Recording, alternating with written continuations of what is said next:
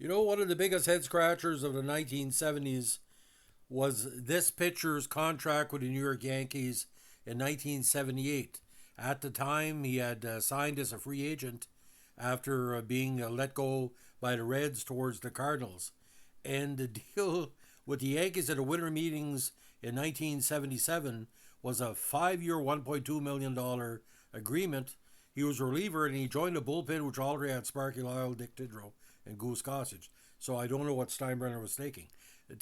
But he was a really good player, and again, part of the Big Red Machine years in Cincinnati, two-time World Series champion, two-time NL saves leader. Of course, it has to be the man called Rawlings, Raleigh Eastwick. Now, born Rawlings Jackson Eastwick in Camden, New Jersey. Played for the Reds, Cardinals, Yankees, Phillies, Royals, and Cubs from 75 to 81. Born in Camden and he grew up in Haydenfield, New Jersey, where he attended Haydenfield Memorial High School. Drafted by the Reds in the third round of the '69 amateur draft. In '73, he made it to the Indianapolis Indians of the AA and made his major league debut in September '74 with Cincinnati. He started back in Indy in '75, but pitched well and was called up for good. In his rookie campaign, he led the National League in saves with 22. In the '75 World Series against the Red Sox, he won games 2 and 3 and also earned a save in Game 5 as the Reds won the series in 7.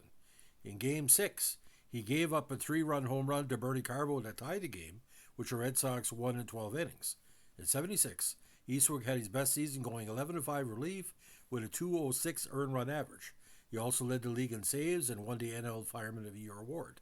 The Reds, that campaign, won their second consecutive World Series title.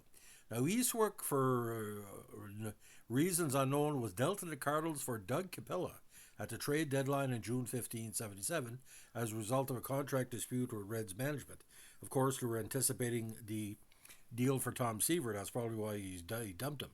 His desire to become a free agent by not signing a contract with any team for the remainder of the season precluded him from being sent to the Mets in the Tom Seaver trade. Eastwick eventually signed again that 5 year, $1.2 million deal with the Yankees at their winter meetings.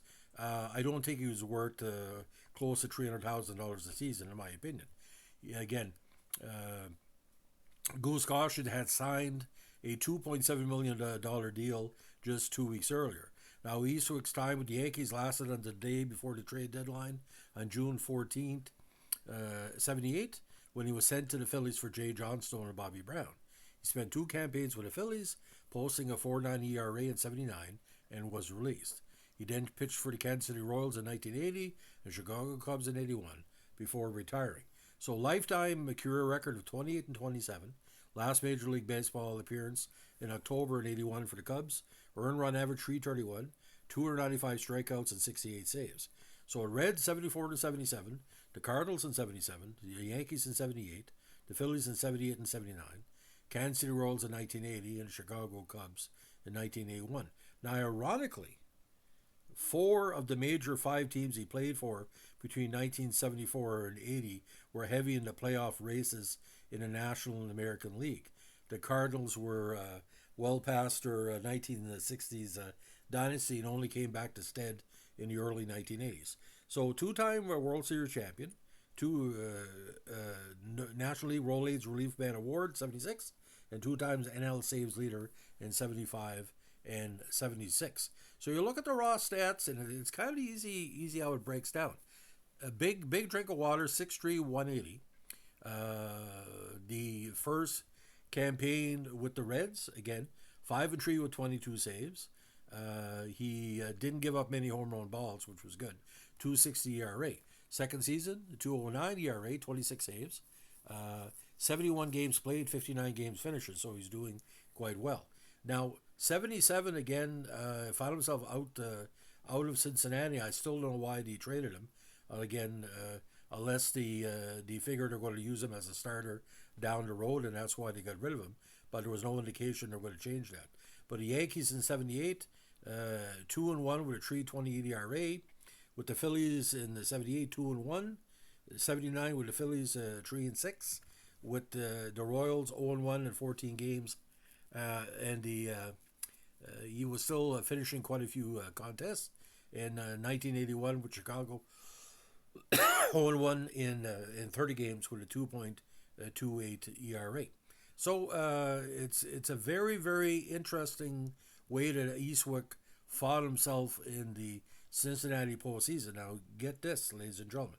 He didn't have to pitch in the 1976 World Series because they pretty well were dominating.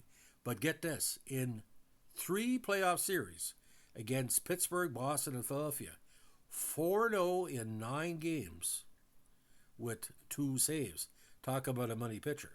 And ironically, in 1976 in the NLCS, he gave up a ton of runs. He gave up 5 runs and 7 hits in 2 games, and he did finish both of them. He never got tagged for the loss.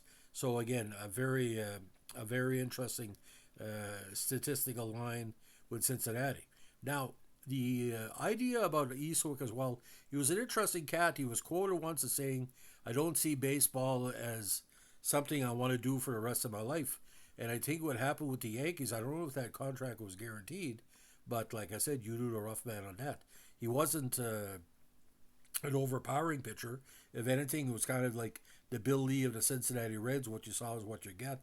And, he was a free spirit. But Raleigh Eastwick would have done really well with the Blue Jays or Expos, like our AL East team, because he seemed to have that mentality like a good setup man. But, by the time 1981 rolled around, he was no longer in Major League Baseball, and he was only 31.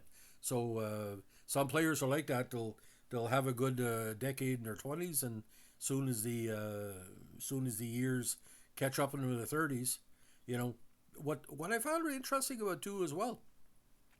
Pitching wasn't the main concern about the Reds. With the big red machine, the big 8 players, pitching was kind of an afterthought because on a bad day he scored 3 runs, on a good day he scored 7 runs. So if you do a rough math, that's 100 to 105 win a season squad. So pretty weird. But that head scratcher, if anybody knows the details of that contract, let me know, because that's a freaking head scratcher. Why the Yankees would throw out a whole bunch of money? The thing was Don Gullett, God bless his soul, because Gullett really recently passed away, and a lot of the conversation was the open kind of WHA type of contract offers that were being given to marquee pitchers of the National League going over to the American League. And the Yankees, they were just drowning in money, and $400,000 contracts or $300,000 contract were just giving it out like candy. But 4 relievers for the Yankees, no, that's just too strange. So, ladies and gentlemen, if you like what we're doing with our Big Red Machine podcast, Cincinnati Reds, let us know with a like, comment, subscribe, or share.